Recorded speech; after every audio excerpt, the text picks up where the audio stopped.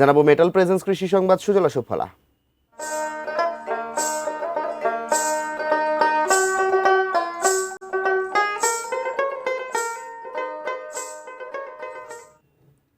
হাওড়ে দোল খাচ্ছে হলুদ তরমুজ, যা হবিগঞ্জের বানিয়াচংয়ের কৃষিক্ষেত্রে এক নতুন সম্ভাবনার সূচনা করেছে।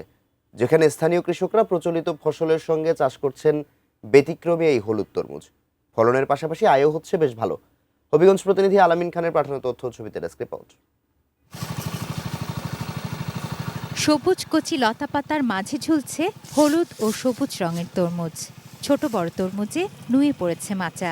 পশু পাখির আক্রমণ ও মাচা থেকে মাটিতে পড়া এড়াতে প্রতিটি তরমুজ বেঁধে রাখা হয়েছে নেট ব্যাগ দিয়ে। স্থানীয় কৃষি বিভাগের ধারণা ছিল হবিগঞ্জের মাটি তরমুজ চাষের জন্য খুব একটা উপযোগী নয়, কিন্তু সেই ধারণা ভুল প্রমাণ করে সফল হয়েছেন স্থানীয় উদ্যোক্তা শাহজাহান মিয়া।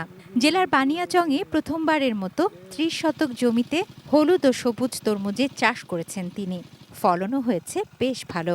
স্থানীয় বাজারে ১.৫ থেকে ২.৫ কেজি ওজনের হলুদ তরমুজ বিক্রি করছেন কেজি প্রতি ১২০ টাকা, আর সবুজ তরমুজ বিক্রি হচ্ছে ১০০ টাকা কেজি দরে।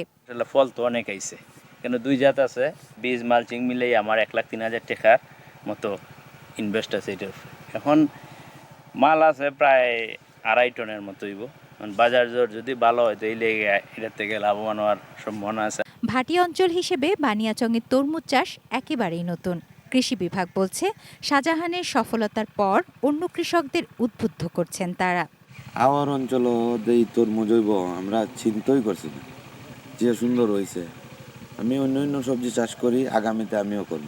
আমরাও চিন্তাধারা করছি তরমুজটা করলে ভালো হইব, লাভবান হব। অন্যান্য কৃষকদের পরিদর্শন করে আমরা তাদের মধ্যে উদ্বুদ্ধ করার চেষ্টা করছি যেন তরমুজ চাষটা আবার বৃদ্ধি পায় বানিয়াচং। তুনা সিনা তনু, ডেস্ক রিপোর্ট, ATN নিউজ।